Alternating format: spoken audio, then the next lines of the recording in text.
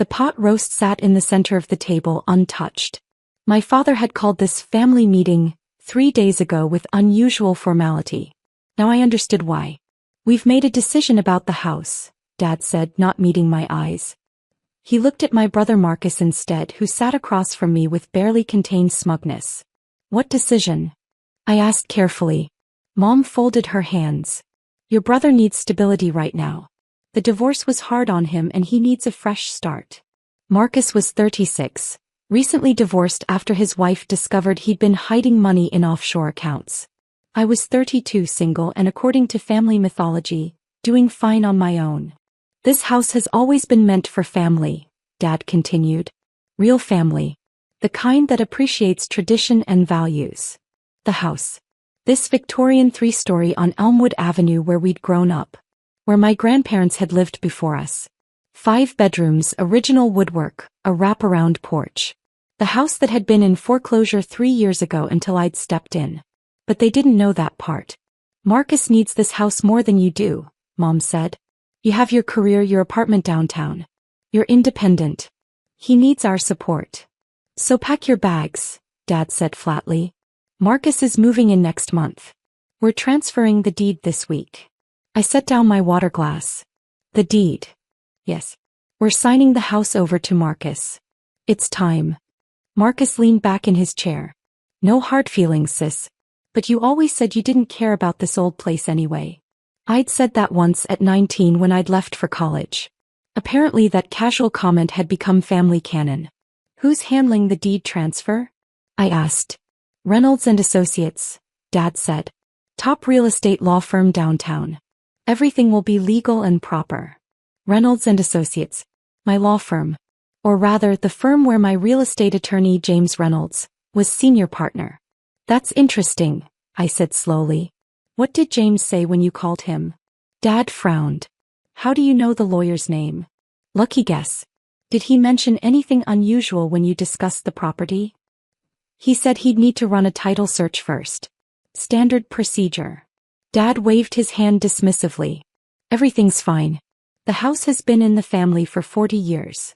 38 years, I corrected. Grandpa bought it in 1986. And it was in foreclosure in 2021. Mom's face tightened. "We don't talk about that. Maybe we should." "What happened in 2021, Dad?" Silence. "The mortgage," I prompted. "You were 6 months behind. The bank was 30 days from foreclosure sale. You called me crying, remember?" Dad's face flushed. "That was a temporary setback. It was $340,000 in debt you couldn't pay. The bank wouldn't restructure. You were about to lose everything." I pulled out my phone. "You called me on August 14th at 11:47 p.m. You said, and I quote from the voicemail I saved, 'Sweetheart, I don't know what to do. We're going to lose the house. Everything Grandpa built. I'm so ashamed.'" "That's private," Mom hissed. "It was. Until you decided to give away my property." Marcus laughed. "Your property? This is the family house." "Was the family house." I opened my email and pulled up a PDF. "This is the deed recorded with the county on September 3, 2021. Owner of record, Natalie Christine Morgan." "That's me." Complete silence. "You're lying," Marcus said, but his voice wavered. I turned my phone screen toward them. The official county recorder's seal was visible at the top of the document. Recorded deed. Public record. I purchased the house from the bank for $340,000. The outstanding mortgage amount. You signed a quitclaim deed, Dad. You transferred ownership to me to avoid foreclosure. Dad's hands started shaking. "That was supposed to be temporary. You said you'd help us." "I did help you.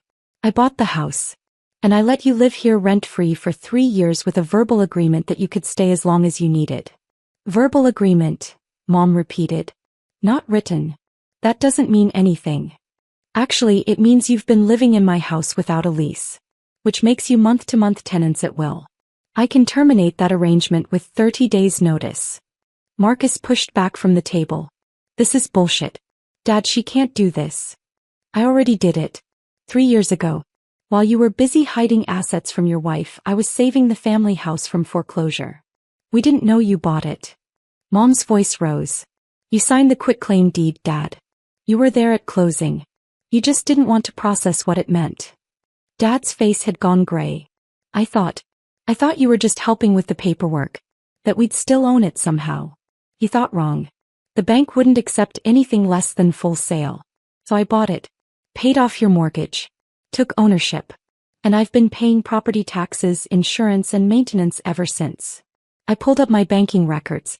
Here's 3 years of property tax payments. $18,000 annually. Here's the new roof I paid for last year. $32,000. Here's the HVAC replacement.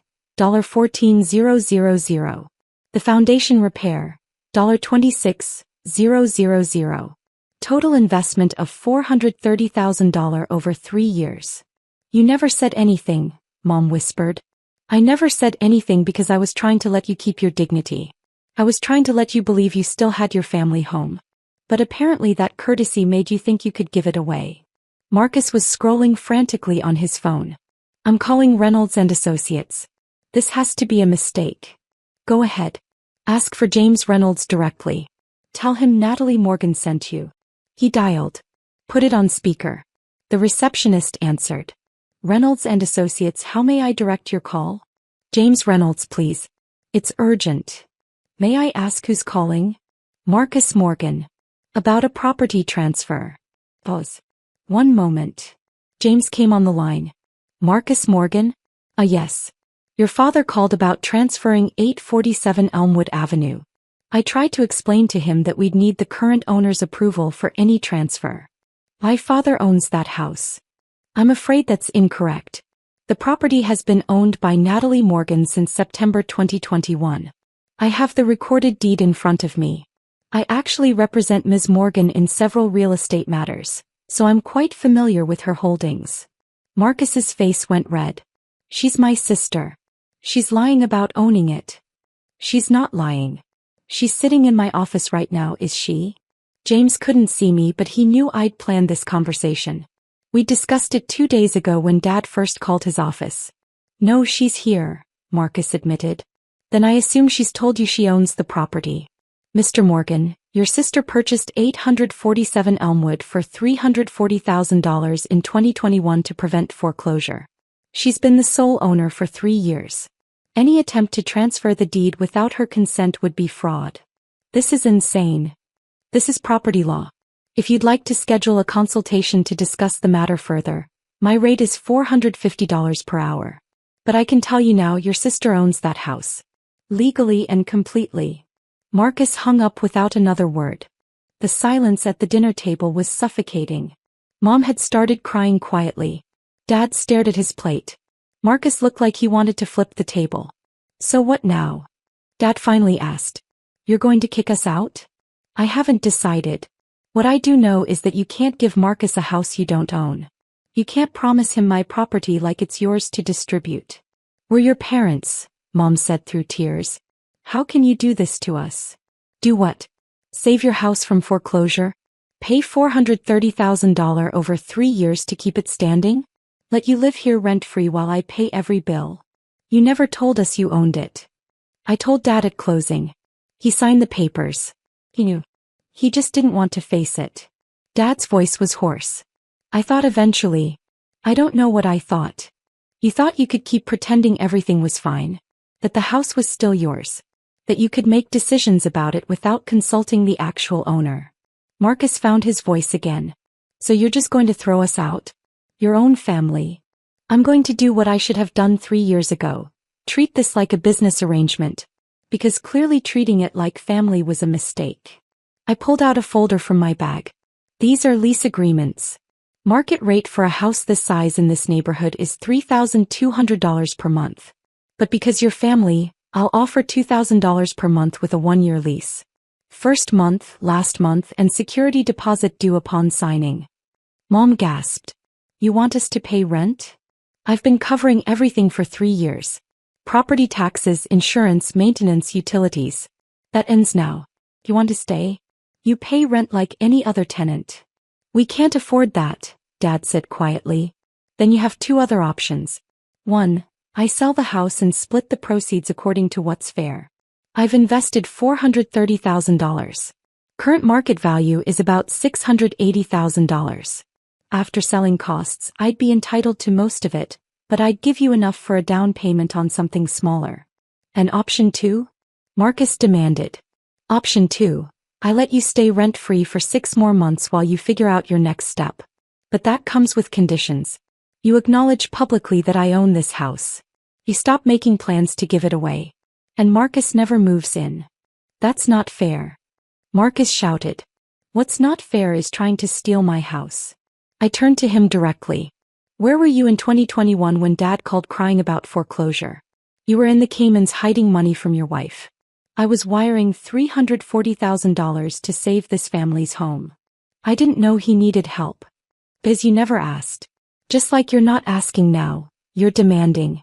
You think you deserve this house because you're the son, because you're struggling, because family should give you things. You've always been selfish, he spat. Selfish? I saved this house. I've kept it running for 3 years. I've let Mom and Dad live here without charging a penny. The only selfish person here is you, thinking you're entitled to property someone else owns. Dad cleared his throat. What do you want, Natalie? I want you to understand that I'm not your safety net anymore. I'm not the silent daughter who fixes problems while you give Marcus credit. I'm the owner of this house and I'm done being invisible. Mom wiped her eyes. We never meant to make you invisible. But you did. For 3 years you've lived in my house, eating meals in my kitchen, sleeping under my roof. And you never once said thank you. You never acknowledged what I'd done. You just let me handle it quietly while you maintained the fiction that nothing had changed. We were embarrassed, Dad admitted. Ashamed that our daughter had to save us. So you tried to give my house to Marcus to make yourselves feel better? He had no answer for that. Marcus left first, slamming the door hard enough to rattle the windows. Mom retreated upstairs. Dad and I sat in silence at the table, the cold pot roast between us. I failed, he said finally. As a father. As a provider. I failed to keep the house Grandpa left me and you had to fix it. You didn't fail. You hit hard times. That happens. I should have been honest about what it meant when you bought it. I should have accepted that it was yours. Yes. You should have. What happens now? I thought about it. The 6-month option. You and Mom can stay rent-free while you figure out what comes next. Downsize to something you can actually afford. Something that doesn't require a daughter's savings to maintain. And after 6 months? After 6 months, either you're paying rent or you've moved out. This house is too expensive for you. Always has been. You've been killing yourselves trying to keep up appearances. He nodded slowly. And Marcus? Marcus doesn't get my house. Not now, not ever. He can figure out his own life. He'll never forgive you. I can live with that. Dad stood up, suddenly looking much older than his 62 years. For what it's worth, I'm proud of you. What you've built, what you've accomplished. I should have said that years ago. You should have. I'm saying it now. It wasn't enough. But it was something. Monday morning, James Reynolds sent the formal documentation. A letter to my parents confirming I was the owner of record. A cease and desist to Marcus warning him against making any claims on the property. And a new lease agreement with revised terms. Marcus sent 17 text messages, each more hostile than the last. I blocked his number after the first 5. Mom called crying, begging me to reconsider. He's your brother. He needs help.